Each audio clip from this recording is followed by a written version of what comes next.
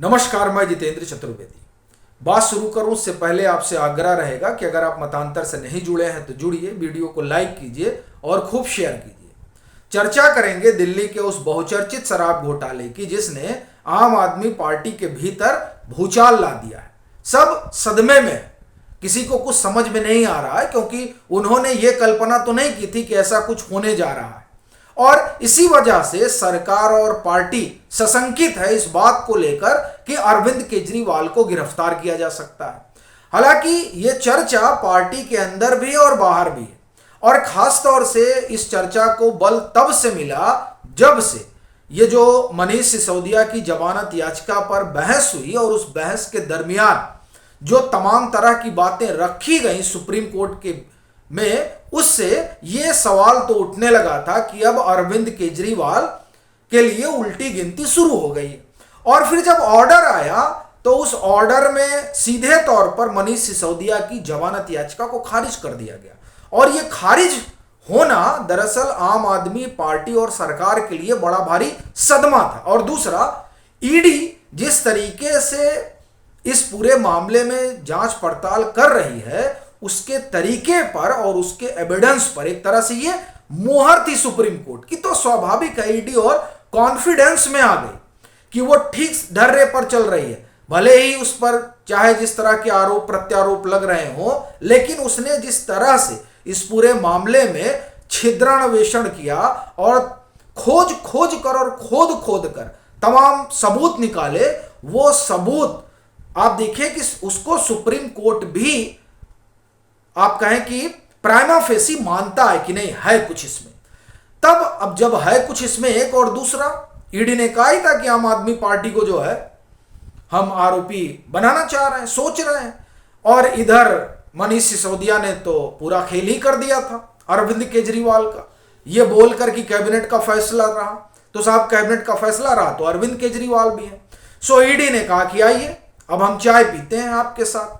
अब वहां चाय पिएंगे कि चाय पिलाकर अंदर कर देंगे, ये अपने आप में बड़ा सवाल है। और यही सवाल जो है आम आदमी पार्टी को खाया जा रहा है। और ये बड़ी चीज है कि आम आदमी पार्टी को नहीं खाया जा रहा है।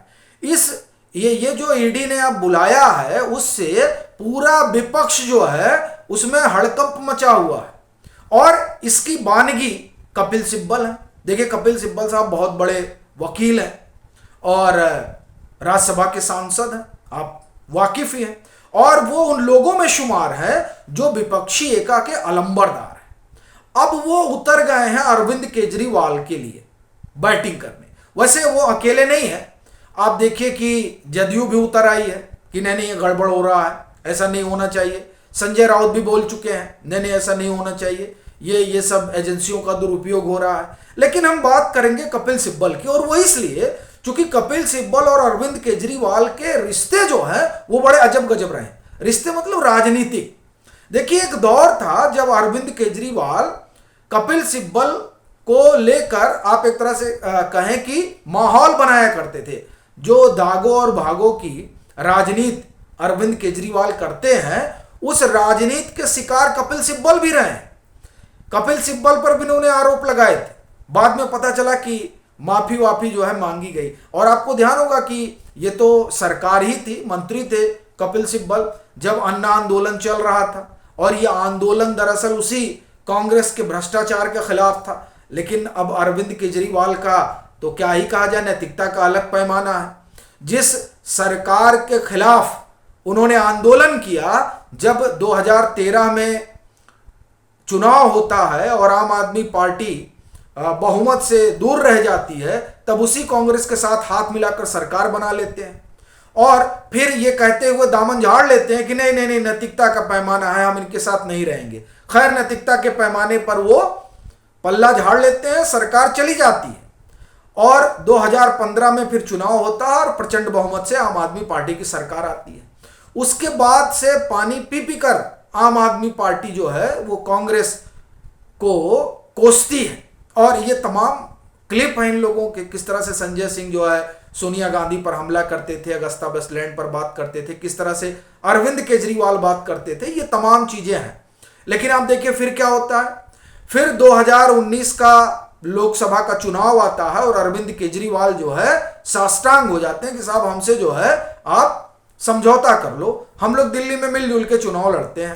बात नहीं बनती है। फिर गुजरात का चुनाव आता है और पता चलता है कि सोनिया गांधी से अरविंद केजरीवाल बात करते हैं कि हम लोग मिलकर चुनाव लड़ते हैं, लेकिन राहुल गांधी फिर नहीं तैयार होते हैं।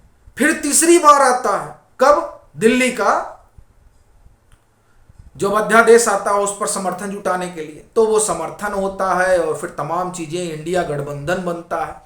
कहना अपना यह है कि कपिल सिब्बल और कांग्रेस और अरविंद केजरीवाल ये बड़े खट्टे मीठे रिश्ते रहे, लेकिन इनके रिश्तों में ऐसा अचानक सुधार तब देखने को मिला जब कपिल सिब्बल ये जो दिल्ली में रामलीला मैदान में 10 जून को या संभवतः 11 जून को रैली की थी आम आदमी पार्टी ने, दिल्ली का जो अध्यादेश आया था उसके खिलाफ।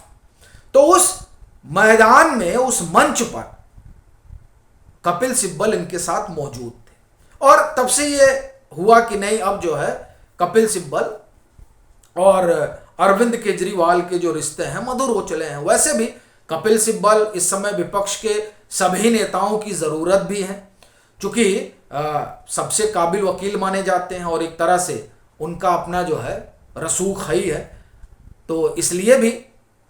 लेकिन अभी जो कुछ कपिल सिब्बल ने कहा, पहले हम उस पर आते हैं।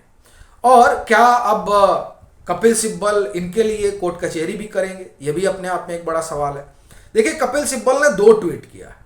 एक ट्वीट उन्होंने किया है 31 अक्टूबर को और एक ट्वीट उन्होंने किया है 1 नवंबर को। 31 अक्टूबर का जो उनका ट्वीट है वो दरअसल मनीष सिसोदिया से जुड़ा हुआ है, जिसमें वो कहते हैं कि Supreme Court rejected Sisodia bail law on its head, the process is the punishment, all opposition leaders targeted, send them to jail, proof can come letter.